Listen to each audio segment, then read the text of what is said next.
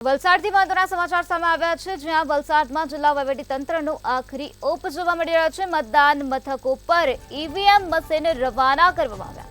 તો 2006 જેટલા મતદાન મથક પર મતદાન, ત્યારે 10,000થી વધુ પોલિંગ સ્ટાફ તૈનાત, 7,000થી વધુ પોલીસ સ્ટાફ ફરજ બજાવશે। વલસાડ જિલ્લા વહીવટીતંત્રનો આખરી ઓપ આપી દેવામાં આવ્યો છે। મતદાન મથકો પર ઈવીએમ મશીન રવાના કરવામાં આવ્યા। 2006 જેટલા મતદાન મથક પર મતદાન યોજાશે, ત્યારે 10,000થી વધુ પોલિંગ સ્ટાફ છે અને આ સાથે 7,000થી વધુ પોલીસ સ્ટાફ ફરજ બજાવવાના છે। આવતીકાલે લોકસભાની ત્રીજા તબક્કાની ચૂંટણી યોજાવાની છે, જેમાં અત્યારે વલસાડ જિલ્લા વહીવટીતંત્રનો આખરી ઓપ આપી દેવામાં આવ્યો છે। 2006 જેટલા મતદાન મથક પર મતદાન થશે। મતદાન મથકો પર ઈવીએમ મશીન રવાના કરવામાં આવ્યા છે। 10,000થી વધુ પોલિંગ સ્ટાફ છે, તો આ સાથે 7,000થી વધુ પોલીસ સ્ટાફ ફરજ બજાવશે। જિલ્લા વહીવટીતંત્રનો આખરી ઓપ આપી દેવામાં આવ્યો છે, તો આ સાથે પોલીસ સ્ટાફ પણ જોવા મળી રહ્યો। 7,000થી વધુ પોલીસ સ્ટાફ ફરજ બજાવશે। તો આ જ મુદ્દે વધુ માહિતી આપવા માટે આપણી સાથે સંવાદદાતા મયુર જોશી જોડાઈ ગયા છે।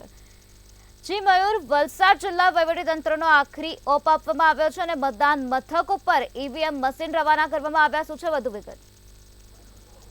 ચોક્કસથી નિરાલી, વલસાડ ડાંગ લોકસભા બેઠકમાં આવતીકાલે મતદાન યોજાનાર છે, ત્યારે વલસાડ જિલ્લા વહીવટીતંત્ર દ્વારા આખરી ઓપ આપી દેવામાં આવ્યો છે।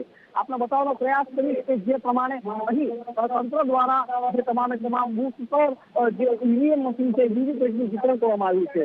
વલસાડ ડાંગ લોકસભા બેઠક ઉપર 7 તારીખના એટલે આવતીકાલના રોજ 2,000 જેટલા મતદાન મથક ઉપર મતદાન યોજાનાર છે, ત્યારે વહીવટીતંત્ર દ્વારા તમામ તૈયારીનો આખરી ઓપ આપી દેવામાં આવ્યો છે।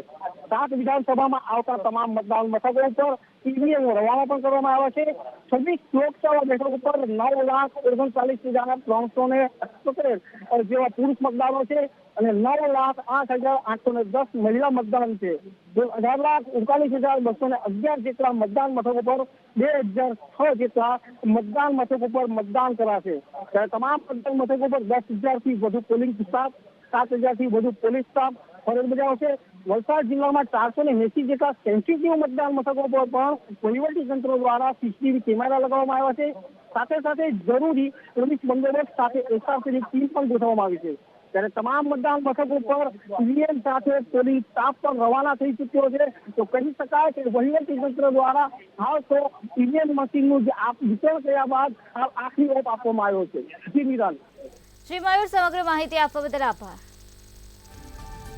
જિલ્લા વહીવટીતંત્રનો આખરી ઓપ આપી દેવામાં આવ્યો। 10,000થી વધુ પોલિંગ સ્ટાફ છે, તો આ સાથે 7,000થી વધુ પોલીસ સ્ટાફ ફરજ બજાવશે।